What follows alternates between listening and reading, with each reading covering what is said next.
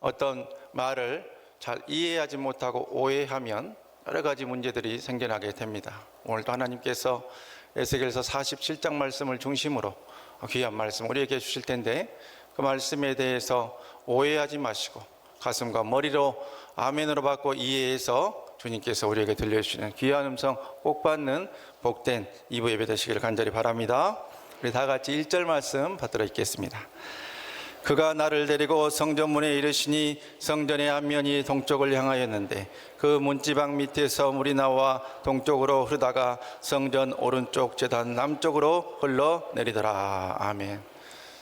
선지자 에스겔은 그 이름의 뜻이 하나님이 힘을 주시다 하는 그런 뜻의 이름을 가진 그러한 선지자입니다. 에스겔의 아버지는 제사장이었기 때문에 그 세습하는 제사장의 전통에 따라서 에스겔도 제사장이 되기를 기다리고 있었을 것이지요.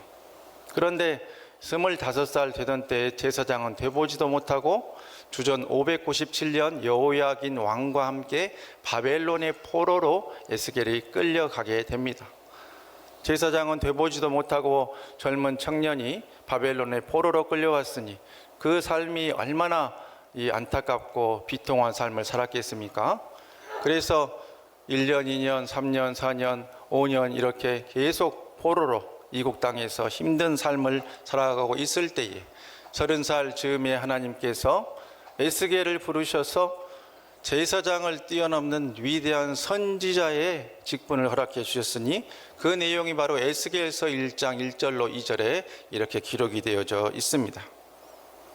에스겔이 제사장이 되지 못하고 바벨론의 포로로 끌려가서 5년 동안의 삶을 기다리면서 선지자로 세워지기까지 그 인내의 세월, 그 인고의 세월을 견뎠을 때에 하나님께서 택하신 사람은 반드시 하나님의 때에 하나님께서 하나님의 종으로 세워서 쓰신다고 하는 그런 귀한 메시지를 에스겔의 삶을 통해서 먼저 우리에게 말씀하고 있습니다.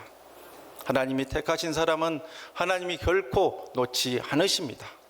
지금 우리의 삶 가운데 바벨론의 포로 생활로 에스겔이 하나님의 부르심을 받기까지 5년의 삶을 고생하면서 인내하며 버텼을 때에 하나님께서 에스겔을 들어 하나님의 선지자로 세워주셨듯이 눈물의 세월, 아픔의 세월, 인고의 세월을 혹시 보내고 계시더라도 하나님께서 나를 부르셨으니 하나님의 때에 하나님의 방법으로 앞길 열어주시고 인도해 주실 것이다 하는 확신을 가지고 오늘 또 힘내시고 주님으로 인해서 위로받고 힘 얻으시는 귀한 성도님들 다 되시기를 간절히 바랍니다. 성경 속에 여러 선지자들 가운데서 이 에스겔은 30살에 부름을 받고 삶의 행위로 이렇게 특별히 하나님의 귀한 영적인 메시지를 백성들에게 전달했던 그러한 선지자였습니다.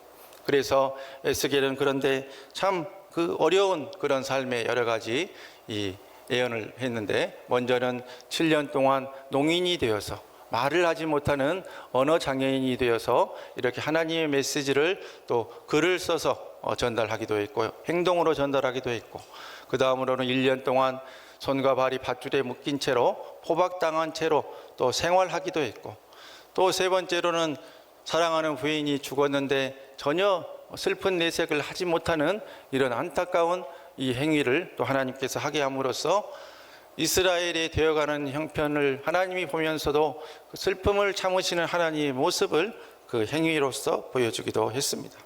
이런 여러 가지 상징 행위를 통해서 이 에스겔은 예언을 했는데, 에스겔 잠시 전에 먼저 있었던 에레미야라고 하는 선지자는 이스라엘의 예루살렘의 멸망을 예언하면서 너무나 마음이 아파서 계속 눈물을 흘리면서 우리 한글 성경으로 애곡하면서 이 하나님의 말씀을 받아서 성경을 썼어요. 그래서 에레미야에게는 눈물의 선지자다 하는 그런 별명이 붙어 있죠. 그런데 이 에스겔은 환상과 비전 가운데 바벨론 포로 생활 가운데 회복시켜 주시는 하나님의 이 환상과 비전을 봤던 그런 선지자이기 때문에 이 에스겔에 대해서는 비전의 선지자다 하는 그런 표현을 씁니다. 그러니까 눈물의 선지자는 에레미야이고 비전의 선지자는 에스겔인데, 이 비전의 선지자 에스겔에게 대표적으로 하나님께서 두신 두 부분의 귀한 회복과 은혜의 비전이 있으니, 첫 번째는 37장에 나오는 마른 뼈가 완전히 회복되어지는, 소생되어지는 이런 회복의 환상이 있습니다.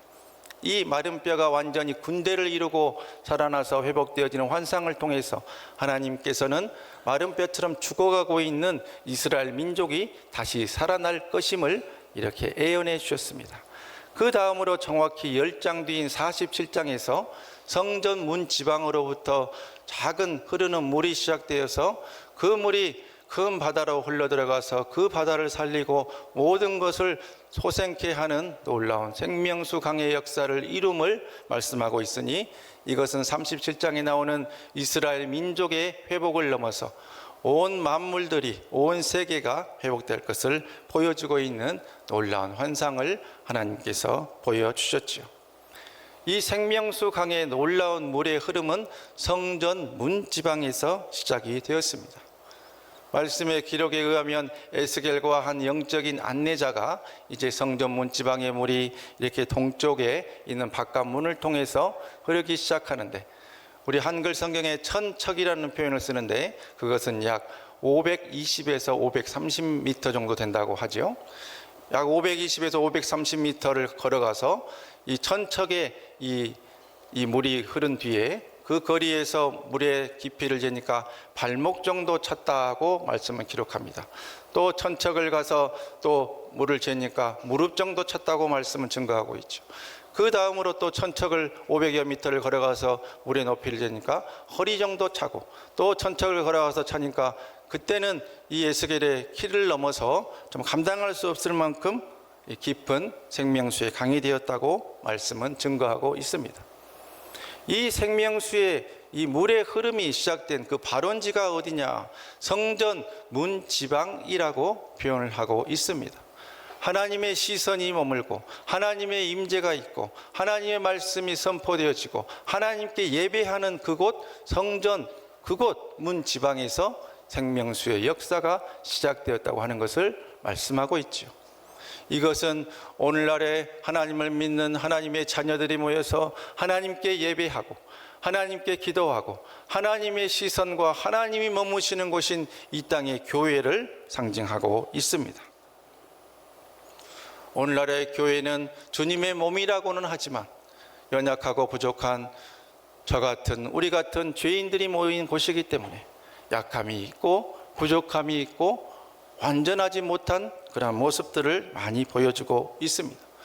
그러나 그럼에도 불구하고 하나님은 이 땅의 교회를 통해서 생명수를 이 땅에 공급해 왔으며 지금도 공급하고 계시고 앞으로도 그 일을 이어나가시게 될 것입니다.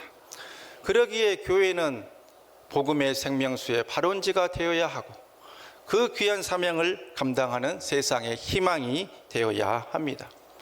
우리의 연약함과 부족함에도 불구하고 하나님은 교회사의 역사 이래로 교회를 통해서 부족한 우리를 통해서 하나님의 역사를 이루어 오셨고 이루고 계시며 앞으로도 이루실 것이기에 우리는 생명수를 우리를 통해서 이 땅의 교회를 통해서 우리 교회를 통해서 흘려보내시는 하나님을 기대하고 우리 교회가 생명수를 흘려보내는 더 복된 교회가 꼭 되는데 한마음으로 기도로 동참해 주시기를 간절히 바랍니다.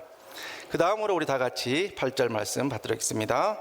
그가 내게 이르시되 이 물이 동쪽으로 향하여 흘러 아라바로 내려가서 바다에 이르리니 이 흘러내리는 물로 그 바다의 물이 되살아 나리라. 아멘.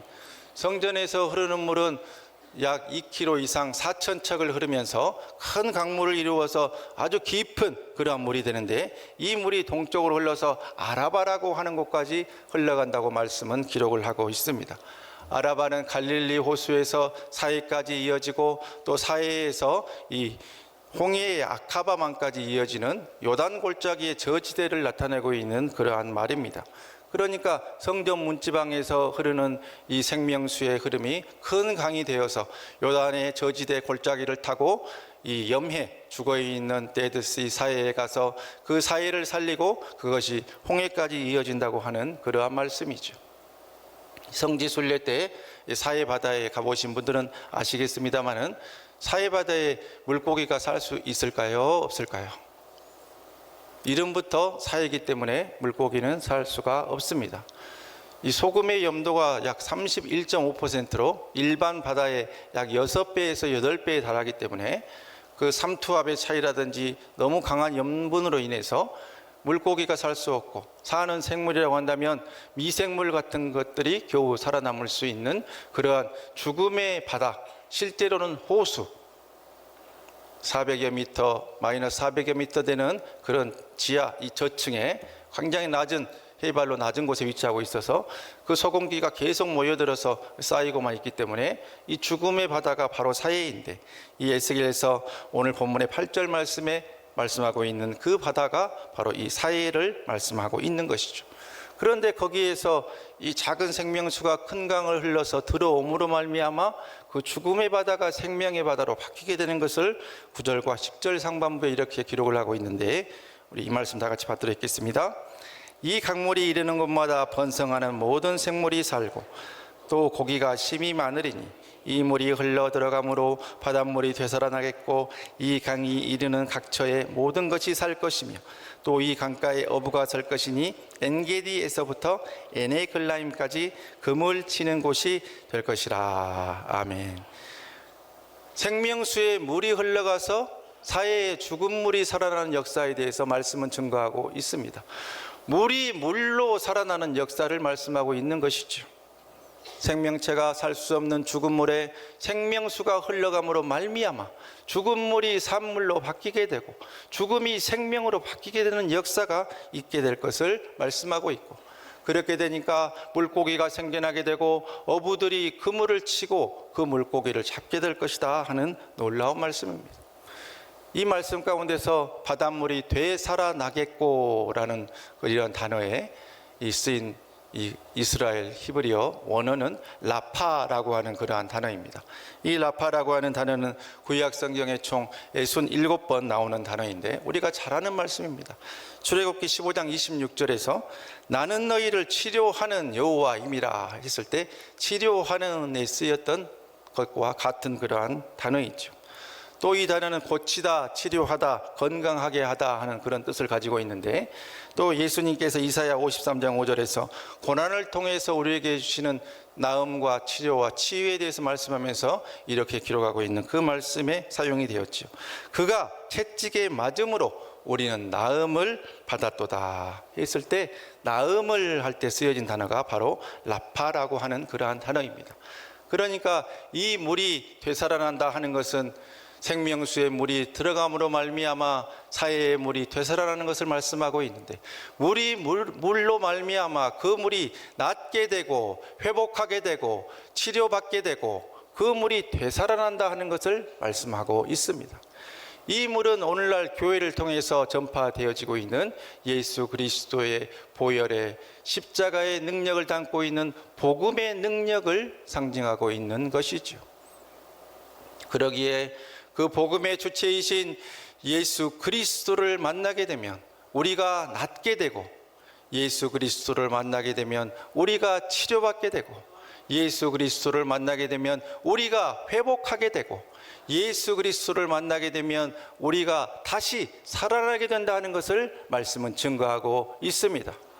여호와 라파 치료의 하나님이 이 시간 여러분에게 뜨겁게 임재하셔서 여러분의 사지백제 5장 6부에 있는 모든 질병을 고치실 수 있기를 주님의 이름으로 간절히 축원합니다.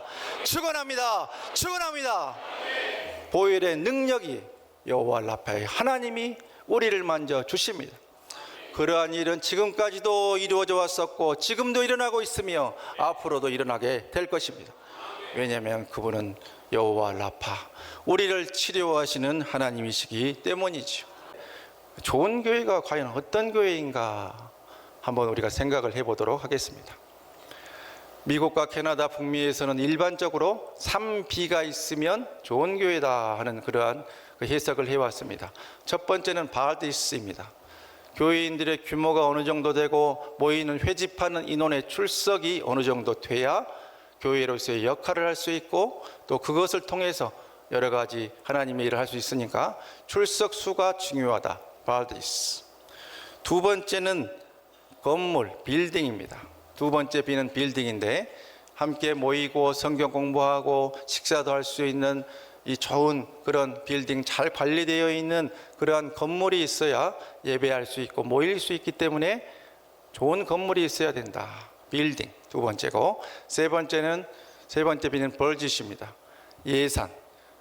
하나님의 일을 하려면 목회자들 사례도 해야 되고 또 선교도 해야 되고 교회도 또 유지 보수도 해야 되고 여러 일들을 해야 되기 때문에 적합한 재정과 예산이 있어야 된다. 그래서 버짓이 이렇게 3B의 세 번째입니다.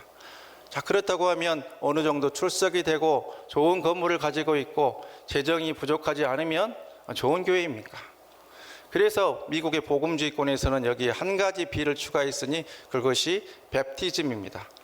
새로운 사람들이 와서 세례받고 새신자들이 이렇게 예수 믿는 일들이 생겨나면 이 4B를 가진 교회가 좋은 교회다 해서 Baptist, Building, Budget, Baptism 이렇게 네 가지의 4B가 있는 교회가 좋은 교회다 하고 북미에서는 일반적으로 이야기를 했습니다.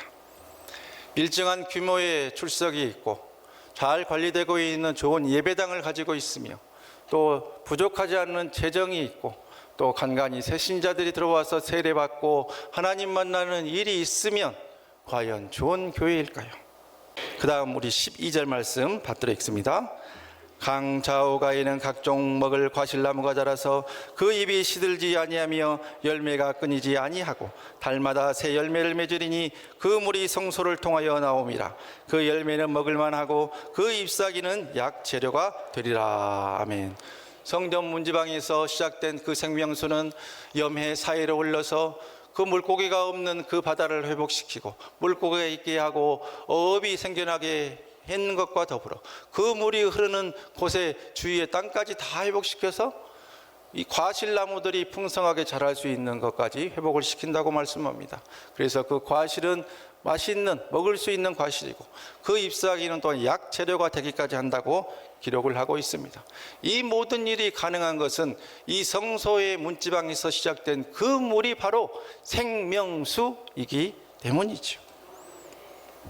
오늘날 하나님의 몸된 교회를 위해서 그 교회를 통해서 이 땅에 죽어가고 있는 그 썩은 물들이 가득한 이 세상 가운데 복음의 생명수를 흘려보내는데 하나님께서는 우리의 부족함에도 불구하고 이 땅에 교회인 우리를 통해서 우리가 모여있는 이 공동체를 통해서 그 일을 계속해 나가실 것입니다. 그러기에 하나님 편에서 하나님 보시기에 좋은 교회, 교회다운 교회들이 더 많아져야 합니다. 내가 좋은 교회, 우리가 좋은 교회가 아니라 하나님 보시기에 좋은 교회, 교회다운 교회를 살려보겠다고 하는 그 노력의 장도에 우리가 합심합력해야 하는데 그것을 고민하고 기도했던 분들이 20-30년 전에 북미에서 선교적 교회 운동이라고 하는 것을 시작을 했습니다. 교회다운 교회, 교회의 본질과 사명을 회복하기 위한 그러한 운동, 그래서 미셔널 처치라고 하는데 이 선교적 교회 운동은 교회의 본질과 목적을 회복하자고 하는 그러한 운동이었습니다. 그런데 이 미셔널 처치가 우리 한국에 오면서 선교적 교회로 해석이 되다 보니까 선교 중심적 교회와 혼동을 일으키기 시작했어요. 그러니까 마치 선교의 예산을 늘려야 한다든지 해외 선교를 많이 보내야 한다든지 단기 선교로 많이 파송해야 한다는 그런 식의 선교 중심적 교회와 혼동하기 시작해서 제가 기도 가운데 우리 교회의 표어를 사명지향적 교회로 비슷한 더 직접적인 용어로 이렇게 받고 사용을 하게 되었습니다.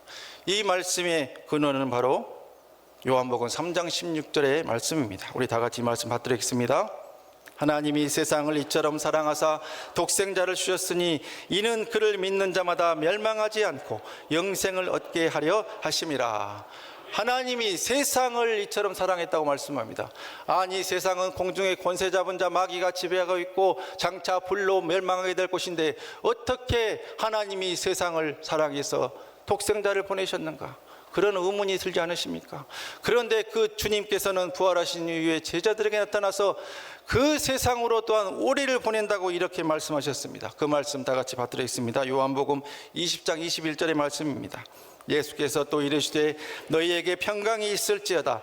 아버지께서 나를 보내신 것 같이 나도 너희를 보내노라. 아멘. 아버지께서 독생하신 성자 예수님을 이 땅에 이 세상 가운데 세상을 사랑해서 보내심과 같이 그분이 부활하신 이후에 나도 너희를 보내노라. 어디에 보낸다는 말씀입니까? 이 세상으로 보낸다고 하는 그러한 말씀입니다. 이 세상은 주님이 사랑하시는 곳입니다. 이 세상은 그리스도의 복음을 만나야 될 사람들이 머물고 있는 곳입니다.